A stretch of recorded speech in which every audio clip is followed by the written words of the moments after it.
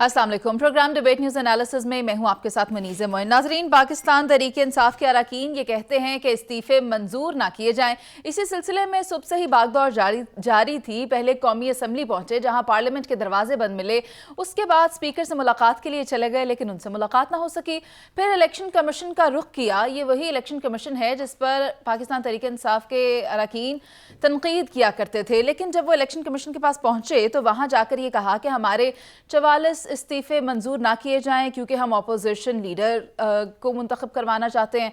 पाकिस्तान तहरीक इंसाफ के अरकान ऐसा क्यों कर रहे हैं? पहले कौमी असम्बली से जाते हैं, फिर आने की बात करते हैं। इन सब पर बात करने के लिए मेरे साथ पैनल पर पीजे मीर सर मौजूद हैं, नवीद चौधरी साहब मौजूद हैं, जावेद इकबाल साहब और इफ्तिखार अहमद साहब मौजूद हैं। इफ्तिखार साहब, आप क्या ये बता सकते हैं कि पाकिस्तान तहरीक इंसाफ आखिर चाहती क्या है, क्यों कर रही है वो ये सब? तो सिंपल सी बात है, पॉलिटिक्स कर रहे हैं, सियासत करना उनका हक है, मुंतखब वो हो चुके हैं।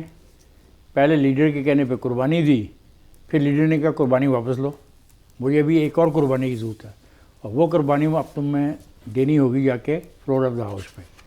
हमने बड़ी कोशिश की समझाने की कि देखें, पार्लिमानी निज़ाम के अंदर सारी जंग पार्लियामेंट के अंदर लड़ी जाती है, लेकिन उनका ख्याल था कि अप्रैल से ऑनवर्ड जो उन्होंने मुहिम चलाई है जलसों जुलूसों की, उससे वो टेक ओवर कर लेंगे पूरे रावलपिंडी इस्लामाबाद, और उसी के अंदर पार्लियामेंट एक छोटा सा बिल्डिंग होगी, वो भी टेक ओवर हो जाएगी और वो उसकी लॉबियों में भागते फिरेंगे और अपनी मनमानी करेंगे, मनमर्जी से करेंगे, जिस तरह 2014 में किया। उनको ये बात समझ नहीं आई कि ऐसा इस दफ़ा मुमकिन नहीं था। फिर उनसे कहा गया कि आप इस्तीफ़े दें। उन्होंने कहा हमने तो इस्तीफ़े दे दिए थे जब हमने हॉल छोड़ा।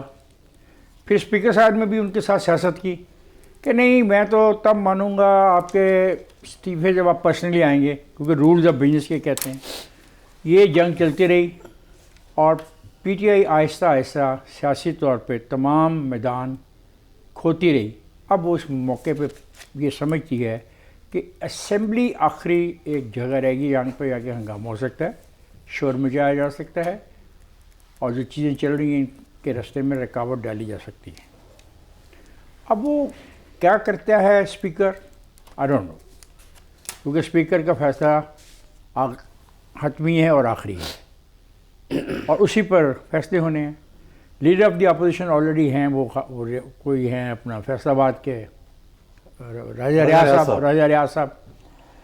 अब उनको ये बात समझ आ गई है कि खैबर पख्तूनख्वा में फ़ैसला किया, चीफ मिनिस्टर का, लीडर ऑफ द अपोजिशन और लीडर ऑफ द हाउस ने मिलकर फैसला किया, इलेक्शन कमीशन को भेजा, इलेक्शन कमीशन ने नॉमिनेशन नॉमिनेट कर दिया नोटिफिकेशन में, उसने ऐसे उठा लिया।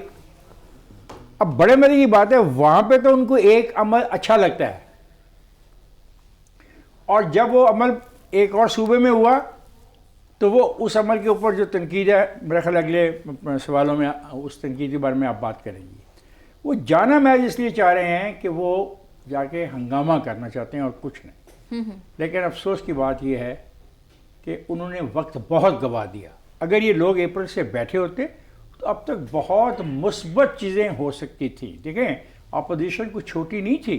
मेरा ख्याल है पाकिस्तान में इतनी बड़ी अपोजिशन मुझे नहीं याद कि तारीख़ में कभी असम्बली के अंदर आई हो और जिसकी क़यादत इतनी एग्रेसिव क़यादत हो और जिसके पास बकौल उनके पाकिस्तान के अवाम की भरपूर सपोर्ट हो। उनको तो असम्बली में जाना चाहिए था। अब मुझे कुछ चीज़ें मुश्किल नज़र आती हैं।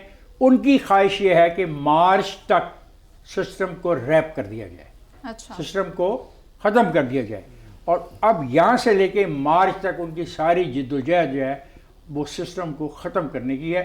इसकी बिना पे ये कोशिश आज जो की गई उसको आप देख रही हैं टीवी पे, प्रेस कॉन्फ्रेंसों की शक्ल में, बयानों की शक्ल में। ठीक है पीजे सर, कहा यह जा रहा है पाकिस्तान तहरीक इंसाफ के अरकान की जानिब से कि हमने स्पीकर को ईमेल कर दिया है, लेकिन अब अगर वो ये इस्तीफ़ों को मंजूर करते हैं तो फिर ये गैर आइनी इकदाम होगा।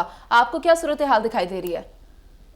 देखिए, सूरत हाल तो बेसिकली अब इफ्तिखार ने बता दिया, लेकिन जो सूरत हाल है ये एक, अगर आप इसको हाइंडसाइट में भी देखें तो पीटीआई ने एक बहुत बड़ी फेटल मिस्टेक उन्होंने की है असेंबली से बाहर आके।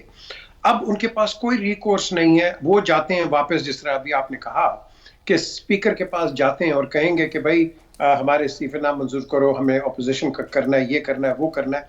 ये अब बस सिर्फ एक थ्योरेटिकल एक एक्सरसाइज है। स्पीकर ने एक्सेप्ट किया, जो किया वो उसकी फाइनल अथॉरिटी है। क्वेश्चन उठता है कि व्हाट नेक्स्ट ये है कि गेम तो अभी शुरू हुई है, ये जो गंद है, जो पॉलिटिकल गंद है, ये तो अब शुरू हुआ है। देखिए ना, आज सुप्रीम कोर्ट, अब देखते हैं अब आगे क्या बात होती है सुप्रीम कोर्ट में। हर जगह हमने देखा है कि एक हर्डल क्रिएट हो रहा है, और वो हर्डल किसको नुकसान दे रहा है? अवाम को। अब हमने आगे कैसे जाने? हम आगे जा नहीं सकते, क्योंकि मोनोलॉग है, डायलॉग नहीं है। डायलॉग के ऊपर जब तक, अभी भी मैं कहता हूं कि चांस है कि हम रिकवरी मोड पे जा सकते हैं, लेकिन ये जो गवर्नमेंट है, इसने क्यों इतनी जल्दी इस्तीफे एक्सेप्ट किए? इसलिए कि अगर वो आएंगे तो नो कॉन्फिडेंस का अगर कोई शोर मचता भी है, उसको भी उन्होंने डिफ्यूज कर दिया। So which means the government is not interested in anything but to continue. So government will continue. अब ये क्या करेंगे? रोडों पे दोबारा निकलेंगे। रोडों पे दोबारा निकल के फिर क्या होगा? क्या आपके जो हालात हैं वो ठीक हो जाएंगे? दुनिया ने आपको एक बड़े प्यार और सलीके के साथ एक वार्निंग दे दिया है, इनफ इज इनफ, अपने काम करो, अपने घरों को ठीक करो, पैसे हमसे मत मांगो, क्योंकि हमने बहुत दे दिए हैं और तुम यहीं लगा रहे हो पैसे। और ये जो वजह है, ये आगे आने वाली जो भी हुकूमत आएगी, ये उसको बहुत तंगी होगी। पीजे सर ये कह रहे हैं कि उनको चीज़ें मस्बत होती दिखाई नहीं दे रही। लगता है अगर पाकिस्तान तहरीक इंसाफ के अरकान वापस आते हैं तो क्या अदम इस्तेहकाम की जानिब बढ़ेगा सिलसिला, या फिर हालात ठीक हो जाएंगे? अगर हम तहरीक इंसाफ की सियासत को देखें, 9 अप्रैल की रात से लेकर आज तक वो यही रही है कि किसी तरीके के साथ अदम इस्तेहकाम बढ़ाया जाए। उसके लिए खा हमें IMF की जो डील है पाकिस्तान के साथ, उस पर अटैक करना पड़े, उसके लिए चाहे हमें बैरून मुल्क ये प्रोपेगेंडा करना पड़े कि पूरी मुल्क बड़ी करप्ट है, सलाबजद खान को पैसे न देना, ये खा जाएंगे, उसके लिए चाहे हमें इदारों पर या अफराद पर हमला करना पड़े, तो सारा कुछ करके देख लिया और ज़ोर लगा के भी देख लिया। अब सियासत जो है ये कैलकुलेशन की गेम है। सादा सी बात है कि आपकी हुकूमत ख़त्म हो गई तहरीक अदम एतमाद के ज़रिए, वो एक आइनी तरीका था। उसके बाद आपको माजी के बरक्स बहुत ज़्यादा रहते दी गई, और आपको इल्म होना चाहिए था कि ये रहते कौन दिलवा रहा है। आपने समझा कि शायद आप सड़कों पर निकले हैं, कुछ लोग आपके साथ आए हैं। मैं आपको वसूख से कहता हूँ, मैंने बराह रास्त वो सारा मामला मॉनिटर किया, इफ्तिखार साहब ने भी किया यकीनी तौर पर। जब नवाज शरीफ साहब फारग हुए थे तो उनको भी कहा गया था कि आपने कतई तौर पर GT रोड से लाहौर नहीं जाना, मोटरवे से जाएं, क्योंकि शक था इदारों को कि लोग इकट्ठे होंगे और एक मोमेंटम बनेगा। मोमेंटम बना, किससे बना? हमें कहा गया कि कवरेज रोको, मत दिखाओ, कम लोग दिखाओ, तो उस वक्त भी बना था। लेकिन गलतफहमी का शिकार आदमी तो तब हो जब आदमी ये समझे कि सारी मुल्क की सियासी जमातें मेरे साथ हैं, सारे प्रेशर ग्रुप मेरे साथ हैं और मेरे बयाने में वजन है और मैं खुद भी कुर्बानी देने के लिए तैयार हूँ, तो फिर वो आगे बढ़े इनकलाब के लिए। इनकलाब तो यहाँ था कोई नहीं। जितनी तारीखें उन्होंने दी वो अप्रैल से इलेक्शन के लिए लगे हुए थे। अब अगर रूटीन में जाके होते भी हैं तो अप्रैल तो अगला आ गया। तो उन्होंने कैलकुलेशनें दुरुस्त नहीं की। उन्हें किसी ने कहा कि आप ये बहरान पैदा कर दें, आप ये बहरान पैदा कर दें, सारे इदारे आपके आगे आगे लेट जाएंगे, आप फलां आदमी को कहें। तो अदम इस्तेहकाम की जानिब इमरान खान साहब मामले को खुद लेकर गए हैं, अब खुद उसका शिकार हो गए हैं। तो ये सूरत हाल PTI के लिए भी पेचीदा है और मुल्क के लिए भी पेचीदा है। जावेद साहब पहले इस्तीफे देते हैं कौमी असम्बली से और उसके बाद आने की बात करते हैं। इलेक्शन कमीशन भी वही है जिस पर तनकीद करते थे, अब उसी से जाकर कहते हैं कि हमारे इस्तीफे मंजूर ना किए जाएं। मामला क्या है? पाकिस्तान तहरीक इंसाफ चाह क्या रही है? तहरीक इंसाफ मुझे तो नहीं पता क्या चाह रही है, मगर जो चीज़ मुझे समझ आ रही है कि 2022 एक ऐसा साल है जो पाकिस्तान की तारीख में जमहूरी लिहाज से झूठ, मुनाफकत और आइन के रीडिफाइन करने का साल करार दिया जाएगा। जब इमरान खान को यह बात समझ आई कि उसकी हुकूमत नहीं रहेगी तो उन्होंने बूबी ट्रैप्स बनाए, एक चलती इकॉनमी को टोटल डीरेल कर दिया कि ताकि आने वाली हुकूमत भी सही तौर पे मुल्क ना चला सके और इलेक्शन करवाने से इनकार करते रहे। जैसे ये हुकूमत आई वो उस वक्त इलेक्शन की बात कर रहे थे, अब ये इलेक्शन की भाग रहे हैं और ये करते रहे। और इमरान खान ने असम्बलियों में जब नो कॉन्फिडेंस के मूव के बाद कहा कि ये है हमारे इस्तीफे और हम इस करप्ट सिस्टम का हिस्सा नहीं रहेंगे। बात इधर ही नहीं ख़त्म हुई, बात आगे चलते गए। आगे चले तो इमरान खान दोबारा एक यूटर्न और लिया और जब देखा कि उनके वो, और हुकूमत क्या कहती थी कि जी कि आप असम्बलियों में आए, असम्बलियों में आए। 2 हफ्ते पहले तक असम्बलियों की तकरार करते रहे, और एकदम उनके इस्तीफे मंजूर करते रहे। दोनों तरफ से झूठ और मुनाफकत और आइन की रीडिफाइनिंग का जो मुजाहरा हमने देखा है पाकिस्तान की सियासी तारीख में नहीं हुआ, और किसी को कोई कंसर्न नहीं रहा कि मुल्क की मईशत किस तरफ जाना शुरू होगी और मुल्क किस बदहाली की तरफ चला गया। किसी को कोई फिक्र तक नहीं रही कि मुल्क के हालात क्या है। ना इमरान खान था ना शहबाज शरीफ, दोनों ने इस मुल्क को इतना मादर पिजद आजाद और इंडिपेंडेंट छोड़ दिया कि ना कोई फैसले किए जिसके लिए क्लेम करते थे महंगाई को कंट्रोल करने के लिए। 2 महीने पहले फैसले डिले किए, 300 साढ़े 300 अरब का नुकसान करके फैसले किए। दोबारा मिफ्ता ने IMF से डील साइन की और उसके बाद डार साहब 2 महीने से फिर बैठे हुए हैं। तहरीक इंसाफ की मंतक बेहतर तरीके से वही जाने और मराद भी लेते रहे कौमी असम्बली से, यानी ये फैसला उनका मुश्तरका नहीं था। आखिर मामला क्या है ये वही बेहतर जानते हैं। हम अभी एक ब्रेक पर चलते हैं, जिसके बाद वापस आएंगे और बात करेंगे केयर टेकर सेटअप तो आगे है, लेकिन अगला इंतखाबी मरहला क्या अपने वक्त पर हो पाएगा या नहीं। आप साथ रहिए।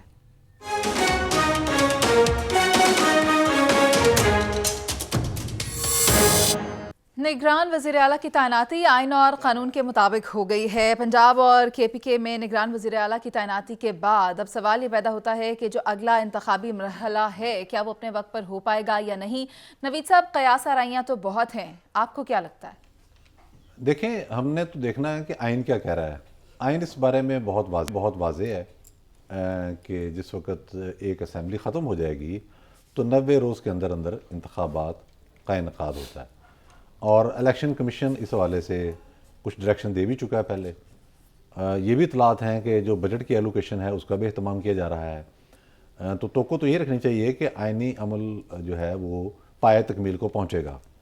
लेकिन पाकिस्तान जैसे मुल्क में जहाँ बसा औकात हमने ये देखा है कि हालात इस कदर ख़राब हो जाते हैं कि अमूमी तरीके के साथ इंतखाबात का इनेकाद मुमकिन नहीं रहता। मिसाल के तौर पर इस वक्त कराची के अंदर एक बहुत बड़ा बहरान है, उसको कराची तक ना रखें आप, वो कंट्री वाइड है। वो कह रहे हैं कि हल्का बंदियाँ दुरुस्त नहीं है भाई, हम नहीं मानते। अच्छा, और ये भी साबित हो गया कि अगर हम जो वोट कास्ट हुए उनके रेशो पर जाएं तो ये भी साबित हो गया कि एक मौसर तादाद ने इंतखाबी अमल में हिस्सा नहीं लिया, वो वोटर बाहर रहे हैं, खामोश बाइकाट किया उन्होंने। अब MQM एहतजाज की धमकी भी दे रही है, तो ये मामला आगे जाके एक कन्फ्यूजन की शक्ल इख्तियार कर सकता है। एक पहलू इसलिए क्या सराई हो रही है, हम ही इस बात कहूँ कि टाइम पर हों, लेकिन मैं बातें अर्ज करता चलूँ। दूसरा मसला ये है कि पाकिस्तान की जो माशी सूरत हाल है वो बहुत तेज़ी के साथ बंद गले की जानब जा रही है। आल दो बताया तो हमें यही जा रहा है कि जी अगले हफ्ते डॉलर आ जाएंगे, लेकिन कुछ नहीं हुआ। आज भी आपने देखा कि गवर्नर स्टेट बैंक जो हैं वो बड़े ड्रास्टिक किस्म के एक्शन लिए हैं। सबसे बड़ा तो शरह सूद में इजाफा है 1% का। तो ये एक मामला भी ऐसा है कि जो मजबूर कर सकता है कि फाइनेंशियल एमरजेंसी लगा के आगे जाया जाए। तीसरा मामला जो है जिससे हम बड़ी हद तक अभी तक महफूज हैं, लेकिन खुदा न खासा वो बात बढ़ ना जाए, वो हम देख रहे हैं कि KPK की हद तक तो हमने देखा कि सरकारी अमारात पर हमले शुरू हो गए हैं। हमला करके पेशावर शहर में DSP को शहीद करना ये छोटी बात नहीं है, ये स्टेट पर हमला है। तो खुदा न खासा लॉ एंड ऑर्डर की सूरत हाल जो है वो भी बिगड़नी नहीं चाहिए, वो भी असरअंदाज हो सकती है। लेकिन तो यही है कि आईनी अमल अमूमी तरीके के साथ पाया तकमील को पहुंचे। पीजे सर, पाकिस्तान तहरीक इंसाफ या मैं अगर कहूँ इमरान खान और परवेज़ इलाही, उन्होंने तो निगरान वज़ीर आला पंजाब की तैनाती को चैलेंज करने का फैसला किया है, और अगला इंतखाबी मरहला जो आ रहा है उसमें भी फिर मैं ना मानू की रट ही बरकरार रहेगी। आपको क्या लगता है? देखें, आपके पास 2 चॉइसेस हैं, एनआरकी या कॉन्स्टिट्यूशन। कॉन्स्टिट्यूशनली जो इलेक्शन कमीशन ने जो फैसला किया है दैट इज द फाइनल, आप कह लो कि वर्डिक्ट। अब इसके अलावा कोर्ट क्या इसमें इंटरवीन करेगा सुप्रीम कोर्ट में जाके कि क्या वजह है, क्या नुक्ते आपने निकालने हैं, क्या आपने अलायंसेस निकालनी है। वो सोशल मीडिया पे तो काम ये शुरू हो गया हुआ है, तो क्या फिर हम इसी रट में हम लगे रहेंगे? आपके पास एक आदमी आया है जिसको आपने चीफ मिनिस्टर अभी बनाया है, ये नॉन अलाइंड आदमी है, इसका कोई किसी पार्टी के साथ ताल्लुक नहीं है। ये हम इधर प्रोग्राम भी करते हैं, मुझे तो कोई इंडिकेशन नहीं मिलती कि आपने इसकी साइड लेनी है या उसकी, ना इफ्तिखार को, ना नवीद चौधरी को, ना जावेद को। But at the end of the day एक जो अपोजिशन है इस वक्त, उसने एक परसेप्शन क्रिएट कर दिया हुआ है। अब ये परसेप्शन को कैसे आगे सुप्रीम कोर्ट देखता है, that again remains to be seen. लेकिन याद रखिए कि जो भी होगा इलेक्शन जैसे भी होंगे, ये जो आज हम जो बात कर रहे हैं, ये गंद आपके सामने आएगा। आगे सीट एडजस्टमेंट होनी है, लेकिन सबसे बड़ा जो मरहला है इलेक्शंस का, 90 डेज की हम बात करते हैं, क्या आपके सेंसस कंप्लीट हो जाएगा पाकिस्तान में? क्या will you be able to, because that is a constitutional requirement. तो क्या आप कर देंगे ये सेंसस कंप्लीट? क्योंकि इसके बगैर तो आपके elections they are neither here और देयर। सो इस चीज पे बड़ी गौर करना है, गौर फिक्र करना है इलेक्शन कमीशन कितनी तेजी से ये अपना ये काम अंजाम देता है। उसके अलावा फिर बाद में आपका ये गंद एक और पड़ता है सीट एडजस्टमेंट्स का। ये सीट एडजस्टमेंट की नई गेम आएगी, उसने कहना मुझे ये दो, मुझे ये दो, मुझे फलाना दो, and back to square one. और जिसकी हम सारी बात करते हैं, ये बैक टू स्क्वायर वन, आपके इदारे इसमें फ्लक्चुएट कर जाते हैं, आपकी फ्रेगमेंटेशन हो जाती है, डिलीवरेंस मोड आपका कोई नहीं है, और जो हम सबसे बड़ा होते रहे या ईज ऑफ डूइंग बिजनेस वो है ही नहीं है। Nobody wants to come to Pakistan. ये आप इंटरनेशनल ट्रस्ट कैसे रिपोज करेंगे? ये बड़े फैक्टर्स हैं। तो मैं समझता हूँ मेरी नजर के अंदर ये 3 महीने के अंदर इलेक्शंस नहीं होंगे, ये बड़ा लंबा आगे काम जाएगा। और ये जब तक आप अपने हालात ठीक नहीं करेंगे और एक डायलॉग कंसेंसस के साथ नहीं बैठेंगे, आपके इलेक्शन 3 महीने में नहीं होंगे। हाँ, इन बिटवीन जो पीटीआई है वो अपनी पॉलिटिक्स करती रहेगी, और ये जो है ये डिफेंस में या ऑफेंस में उसका आप कह लो रिएक्शन देते रहेंगे। ठीक है इफ्तिखार साहब, क्या आप पीजे सर की बात से इत्तेफाक करेंगे? मेरा सवाल यही है कि क्या अगला इंतखाबी मरहला अपने वक्त पर हो पाएगा? बिल्कुल, इसमें रुकावट तो कोई नहीं है। मासवाए कि अगर बहुत खौफनाक ज़लज़ला ना आ जाए, बहुत बड़ी बीमारी ना फैल जाए, बैरून मुल्क से हमला ना हो जाए, ये 3 बेसिक रीज़न्स हो सकती हैं। और जहाँ तक ये मरदमशुमारी की बात की जा रही है, जो इंतखाबात होने जा रहे हैं खैबर पख्तूनख्वा, और यहाँ पे इसका इतलाक़ नहीं होगा। ये बात इलेक्शन कमीशन के हुकाम ने शेयर की है, पॉसिबल नहीं है। फिर यह है कि कितना आप खिंचाव पैदा करना चाहते हैं। अगर इलेक्शन नहीं होंगे तो खिंचाव तो बढ़ेगा ना। इलेक्शन हो जाएंगे तो खिंचाव ख़त्म हो जाएगा। जिसने जीतना है वो जीत जाएगा, जिसने हारना है वो हार जाएगा। एक ऐसा धड़ा पैदा हो गया हमारे पाकिस्तान में जो किसी भी आईनी चीज़ को मानने को तैयार नहीं है। मसलन इलेक्शन कमीशन पाकिस्तान को वो मानता है खैबर पख्तूनख्वा के फ़ैसले में कि वहाँ पर चीफ मिनिस्टर बिल्कुल सही हो गया जी, और वो नोटिफिकेशन ठीक है। जब पंजाब का मसला आता है तो हम सुप्रीम कोर्ट जा रहे हैं। तो ये जो डिकॉटमी है उनकी, ये जानबूझ के है नहीं है, ये जानबूझ के नहीं है, ये तयशुदा है कि पाकिस्तान में सुकून नहीं रहने देना, निज़ाम को नहीं चलने देना। इतनी गैर यकीनी सूरत पैदा कर दो कि लोग तौबा तौब कर उठें और लोग इस सिस्टम से बदजन हो जाएं जो जमहूरी सिस्टम है। असल में वो 1973 के आइन को ख़त्म करके एक प्रेसिडेंशियल फॉर्म ऑफ गवर्नमेंट की ख्वाहिश रखते हैं, और इसका इजहार वो कर चुके हैं। अगर आप लोगों को नहीं समझ आई तो आपकी मर्ज़ी है, उन्होंने छुपाया नहीं आपसे। तो ये उसी की तरफ जा रहे हैं। मेरे नज़दीक इलेक्शन हो जाएंगे, पंजाब में भी हो जाएंगे, खैबर पख्तूनख्वा में भी हो जाएंगे, बशर्ते ये 3 खौफनाक वजूहात ना आ गई। ठीक है, मैं नहीं समझता कोई रुकावट है। सर एक जानिब नवीद साहब ने भी इशारा किया, और वो है इकोनॉमिक इमरजेंसी। अगर इस तरह की सूरत हाल पैदा हो जाती है तो फिर क्या असबाब इकोनॉमिक होंगे? इमरजेंसी जो है ना, वो अगर लगी तो फेडरेशन पूरे पर लगेगी ना। जी, ठीक है, तो वो फिर ये नहीं है कि यही इंतखाबात को रोका जाएगा। फिर मुमकिन है 1-2 साल के बाद कहीं इंतखाबात हों, वो एक चीज़ है, बट उसका इतलाक़ इन आपका सवाल है कि क्या इलेक्शन हो जाएंगे ये जो सूबों के हैं। जी, माय आंसर इज़ यस, हो जाएंगे बशर्ते ये 3 वाक़यात ना हों। उसमें आपने एक इजाफा कर दिया इमरजेंसी का। अगर फाइनेंशियल इमरजेंसी लगेगी तो पूरे मुल्क पे लगेगी ना। जब पूरे मुल्क पे लगेगी तो फिर पूरे मुल्क का इंतखाबी अमल जो है आगे जाएगा, और उसके लिए भी फिर फैसला अदालत को करना होगा। तो the court will decide it. ऐसे नहीं कि मैं फैसला कर दूं और 4 आदमी बैठ के फैसला कर दें हम इलेक्शन हार रहे हैं तो फाइनेंशियल इमरजेंसी लगा दें। उस फाइनेंशियल इमरजेंसी को फ्लोर ऑफ द हाउस पे साबित करना होगा, रीजनिंग देनी होगी, डिबेट देनी होगी, और फिर जाना होगा। इतना आसान नहीं है। जावेद साहब आप ऐड करना चाहेंगे? देखो, जो इस वक्त मुल्क की सूरत हाल है, आपको सियासी तौर पे जिस तरह पोलराइजेशन हो चुकी है कि हम एक दूसरे के वजूद को कबूल करने के लिए तैयार नहीं है, और दूसरी तरफ माशी तौर पे जो बदहाली है कि उसका आज आपने एक छोटा सा ट्रेलर देखा है कि आपकी जो मार्कअप रेट है वो 1% बढ़ाकर 17% पे चला गया। और आपके स्टेट बैंक के जो प्रेसिडेंट हैं उन्होंने एक बात कही है कि जो जीडीपी ग्रोथ है आपकी वो 2% से भी नीचे होगी। तो आप इसी से अंदाजा लगाएं, गवर्नर स्टेट बैंक, तो आप ये देखो कि उससे क्या होगा कि आप में अनएम्प्लॉयमेंट और जनरेट होगी। ऑलरेडी एलसीज आपकी खुल नहीं रही और जो बिजली का आज नया मसला खड़ा हुआ बाद में, लेकिन जिस सिचुएशन की तरफ हम जा रहे हैं वो सिचुएशन हमें एक ऐसी डायरेक्शन की तरफ ले जा रही है जहां कुछ भी हो सकता है। होगा कैसे ये अभी किसी को नहीं पता। फाइनेंशियल इमरजेंसी भी लग सकती है। अगर ये सियासी पॉलिटिकल पार्टीज मिल बैठ के अगर एक नेशनल गवर्नमेंट बना लें आपस में तय करके, वो सबसे अच्छा अमल होगा साल 2 साल के लिए, जिस पे इमरान खान नहीं मानेंगे। अगर वो नहीं होगा तो इमरजेंसी लगेगी, अगर इमरजेंसी नहीं होगी तो फिर तीसरा मार्शल लॉ भी लग सकता है। तो कुछ भी हो सकता है, लेकिन क्या होना है किसी को कुछ नहीं पता। होना क्या चाहिए? होना ये चाहिए कि अगर आइन डिमांड करता है कि 90 दिन में इलेक्शन हो तो 90 दिन में इलेक्शन हो।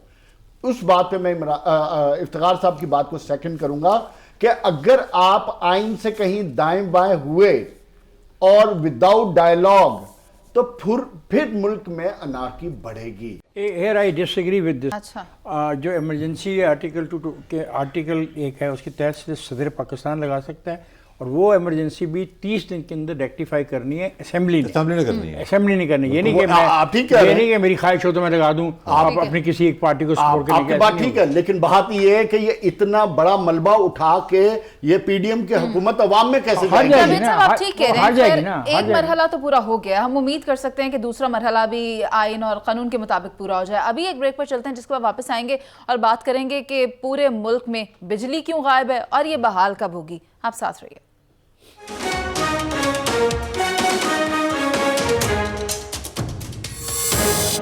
Welcome back.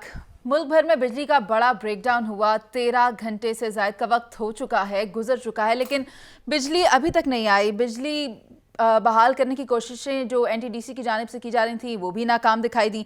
खुर्रम दस्तगीर साहब की बात करें तो वो ये कहते हैं हम कोशिश कर रहे हैं, पूरी उम्मीद है कि दिए गए वक्त से पहले बिजली को बहाल कर दें। लेकिन अगर मैं बात करूं अस्पतालों की तो वहाँ पर मरीज़ परेशान हो रहे हैं, ना MRI टेस्ट हो रहे हैं, CT स्कैन मशीन बंद हो गई हैं, जनरेटर्स बंद हैं, निज़ाम ज़िंदगी मफलूज होकर रह गया। जावेद साहब, इसका हल क्या है? इसका हल काश होता हमारे पास। अगर हल होता तो आज हम इस हालत में ना होते। अगर ये आपकी कहानी 75 साल की है, ये एक दिन की नहीं है कि आज आप ये देखें। और सबसे बड़ी जिधर से मैंने बात करनी थी, मैं तो चौधरी साहब ने और उन्होंने तो इमरान खान पे ये डालना है ना, ये भी इमरान खान की वजह से हुआ है, इफ्तिखार साहब ने। लेकिन शुक्र है आज शायद ये इमरान खान को माफ कर दें। लेकिन देखिए बात ये है कि इसकी 2 वजूहात होती हैं बुनियादी तौर पे। एकदम या बिजली ज्यादा आ जाए तो आपकी ट्रांसमिशन लाइन उड़ जाती है और फ्रीक्वेंसी इम्बैलेंस हो जाती है उस प्रेशर की वजह से, या आपका कोई बड़ी बिजली का ग्रिड है वो बैठ जाए तो उससे आपकी ट्रांसमिशन खत्म हो जाती है। यह है बदकिस्मती। इस और उससे भी बड़ी जिसकी तरफ हमें तवज्जो देनी चाहिए कि जो इसका प्रोटेक्शन का सिस्टम है जो एनटीडीसी के कंट्रोल में, वो भी फेल हो गया। यह है डायलेमा। बात यह है कि हमें अपने निज़ाम को दुरुस्त करने की जरूरत है, हमें रिफॉर्म्स करने की जरूरत है, हमें चीजों को अपग्रेड करने की जरूरत है। आज भी हम वही 1980-90 के मॉडल में चल रहे हैं। यह है प्रॉब्लम। और जो आप कह रही हो प्रॉब्लम तो ओवरऑल यही चल रहा है। जब तक हम अपने आप को दुनिया के नए तकाजों के मुताबिक नहीं लेके चलेंगे, निजाम को अपग्रेड नहीं करेंगे, तो इस तरह की होते रहेंगे। लास्ट ईयर भी ये हुआ था, हमने उससे क्या सबक सीखा? उधर भी 24 घंटे तक बिजली नहीं थी और अब भी नहीं है। तो हमें सीखने की जरूरत है, लर्न करने की जरूरत है कि हमारे प्रोटेक्शन के सिस्टम क्यों फेल हो जाते हैं, हमारा बिजली का जो एकदम जो लोड है वो क्यों इंक्रीज हो जाता है, क्यों नहीं है कंट्रोल। हमें अपने जो हमारे बिजली पैदा करने वाले कारखाने हैं उधर से जो अभी तक की इतला है कि एकदम बिजली ज्यादा गई है जिससे सिस्टम बैठ गया। हमें ये सारे अपने मसाइल को देखना चाहिए। दिन के 12 बजे तो एनटीडीसी ने नोटिस लिया, तो ये तो हाल है आपका। तो हमें अपने आप को देखना होगा, तो मेरा ख्याल है फिर ही निज़ाम ठीक हो सकता है। इफ्तिखार साहब, शहबाज शरीफ साहब ने भी एक कमेटी तश्कील दे दी और कहा है कि ये जो मामलात हैं, जो वजूहात हैं, उसके बारे में मुझे ब्रीफ किया जाए। लेकिन मामला इस तरह क्यों रहता है हमेशा कि कमेटीज़ बना दी जाती हैं, वजूहात का तयन कर लिया जाता है, लेकिन जो लोग इसके ज़िम्मेदार होते हैं उनके खिलाफ मौसर कार्रवाई नहीं की जाती ताकि इस तरह की सूरत दोबारा दरपेश ना हो। आपने बड़ी अहम बात से ये सवाल शुरू किया। अस्पतालों में बिजली नहीं है। सबसे पहले तो उन अस्पतालों के तमाम मैनेजमेंट जो है ना, उनके खिलाफ पर्चे करवाने चाहिए मुकामी थानों में कि उन्होंने एमरजेंसी के लिए कितने घंटों की तैयारी की हुई थी इन केस कि अगर वहाँ पर लाइट नहीं आती है तो उन्होंने क्या तैयारी की हुई थी, और अगर उन्होंने तैयारी नहीं की हुई थी तो वो उन्हें क्रिमिनल नेग्लिजेंस है ये उन पर कराए ना पर्चे सारों पे। सब बड़े बड़े नाम होते हैं, वो जो मैनेजमेंट कमेटी होती हैं बड़े बड़े नाम होते हैं, दे आर रिस्पॉन्सिबल। और वहाँ से हमारी इस सिस्टम की ख़राबी का आगाज़ होता है। आइए ज़रा 7:00 पे लाइट गई, 1 घंटे के बाद गवर्नमेंट को एहसास हो गया लाइट चली गई है। अब जैसी बात जावेद कह रहा है कि सिस्टम में ख़राबी है, पिछली दफ़ा भी ये हुआ। पिछली दफ़ा कितने लोगों को सज़ा हुई, किन पे पर्चे हुए, किन के ऊपर ये फैसला किया गया कि इनको जेलों में इतने साल रखा जाएगा या इतने महीने रखा जाएगा। कुछ भी नहीं हुआ, मेरे लिए में नहीं है। अब है कि आप आ रही है लाइट, अब गुजरांवाले पहले आएगी, उसके बाद फैसलाबाद और लाहौर को 10-1 बजे रात लाइट पहुंच जाएगी। लेकिन सवाल तो वही है जो आपने किया कि अगर अस्पताल में जनरेटर्स नहीं हैं, वो पाकिस्तान के लिए जनरेटर तो नहीं मैं मांग रहा। जब हम किसी को किसी चीज़ की सजा देने को तैयार नहीं है और प्रमोशन हम कागज़ों पे करते जाते हैं और उसकी कोई ACR पढ़ने को तैयार नहीं है, कोई किसी के खिलाफ ACR लिखने को तैयार नहीं है, तो निज़ाम तो फिर यही चलेगा जो आप चला रहे हैं। अब देखें 1000 बिजली मेगावाट पैदा करते हैं, उसके लिए सिस्टम क्या है। जब 1500 होगी तो सिस्टम को इम्प्रूव करना ही नहीं करना, तारों को, ग्रिड को, मशीनों को, जहाँ से वो बिजली ने पास होकर आगे जाना है। अगर नहीं आप कर सकते तो ये सारा खेल बंद करें ना फिर। तो फिर ये मसला है कि हम सज़ा नहीं देते। मैंने आज तक किसी को सज़ा पाते नहीं देखा, सीधी सी बात है। जब तक हम सज़ा नहीं देंगे, हाँ पिछली दफ़ा सज़ा दी जी, और थे राती ड्यूटी थे 2-3 मुलाजिम है था ना, वो उनको सजा दी कि वो सो रहे थे और वो ट्रिप हो गया और पूरे मुल्क की लाइट। वो इस्लामाबाद में हुआ था। यू रिमेंबर, उन्होंने कहा जी वो सो रहे थे और सारा मुल्क चला गया। इसको का वो गरीबों को सजा दे दी, बात खत्म होगी। किसी ने नहीं पूछा भाई कितनी मीटिंग हुई, आखिरी मीटिंग कब हुई, जब बढ़ाई गई क्या हुआ, तय क्या हुआ, टेंडर कहाँ हुए, टेंडर किसने दिए, टेंडर क्यों नहीं पूरे हुए, तारें क्यों नहीं बेहतर की गई। ये सवालों का जवाब कोई नहीं देगा भाई, मुझे तो इन सवालों का जवाब चाहिए। इफ्तिखार साहब, सोशल मीडिया ट्रेंड्स भी आप देखें, कहा यह जा रहा है कि IMF की अदायगी नहीं की तो मीटर उतार कर लिए गए। खूबसूरत ट्रेंड है, और जिस लड़के ने लड़की ने ये किया है उसको तो कम से कम नौकरी देनी चाहिए, लेस्को में या डेस्को में किसी जगह पे। कम से कम उसमें इतनी अकल तो है कि मीटर उतार लेना चाहिए। पीजे सर, आप क्या कहेंगे? IMF ने मीटर का उतार लिया। पीजे सर। जी देखें, ये जब भी कोई डिजास्टर होता है पाकिस्तान में, हम उसके बाद उसको रिएक्ट करते हैं। ये जावेद ने, इफ्तिखार ने, दोनों ने यही बात की है कि देखो, नंबर 1, आप हर चीज़ एडोकिज्म पे चलते हो, आपकी लाइंस जो है आउटडेटेड है। आपने नीलम वैली का, वो नीलम झेलम का जो प्रोजेक्ट है, वो सारी लाइनें आउट हो गई हैं, आउटडेटेड हो गई हैं। आप उस पर अभी बात कर रहे हो, ये भी आपके सामने एक हादसा भी नजर आएगा। क्वेश्चन इज कि आप कभी भी सिस्टमैटिक चेकअप्स नहीं करते। जब डिजास्टर आता है, कोई एक कहीं आता है, उसके बाद आपकी आंखें खुल जाती हैं। आप इलेक्ट्रिसिटी पोल्स लगा लें, आपके शहरों में, पूरे पाकिस्तान में ऐसे डेंजरस जगह पे आपकी ये ग्रिड्स लगाए हुए हैं उन्होंने कि कुछ भी हो जाए, उस मोहल्ले की लाइट चली गई and all of a sudden, whether it's a corporation या SME है या कोई है, वो बंद हो जाती है। आज यही हुआ है, ये हमारी नेग्लिजेंस है। And I will not blame today's government या यस्टरडेज गवर्नमेंट, ये ओवरऑल हमारा एक नेशनल फेलियर है कि जिसको हम ओवरकम नहीं करते, बल्कि क्या करते हैं, एक दूसरे पे ब्लेम डालना शुरू कर देते हैं। ये ब्लेम को खत्म करो। ये आपका एक नेशनल एक एसेंशियल्स है, इस एसेंशियल पे सबने मिलकर काम करना है। लेकिन एसेंशियल्स पे भी हम पॉलिटिक्स कर देते हैं, एसेंशियल्स पे भी हम ये नहीं देखते कि भाई ये कौमी फायदा है कि लेकिन वो पार्टीज जो है ये अपने अपने मफादात को और वोटर्स को अपीज करने की ये कोशिश करते हैं। जी पीजे सर, नेशनल ग्रिड में खराबी की वजह से आप नाम लें शहर का, वहां पर बिजली नहीं है। लाहौर, कराची, फैसलाबाद, मुल्तान, जहां भी देखें। लेकिन नवीद साहब, मैं सवाल आपके पास लाना चाह रही हूँ वो ये कि कहा जा रहा है कि रात 10 बजे तक मुकम्मल तौर पर बिजली बहाल कर दी जाएगी। खुर्रम दस्तगीर साहब भी पुरुम्मीद हैं और कोशिशें भी जारी हैं, आप क्या कहेंगे? तो की जाती है कि हो जाएगी। उसकी वजह यह है कि हमारा मादी का तजर्बा है, जो आज हुआ है ये पहली मरतबा नहीं हुआ।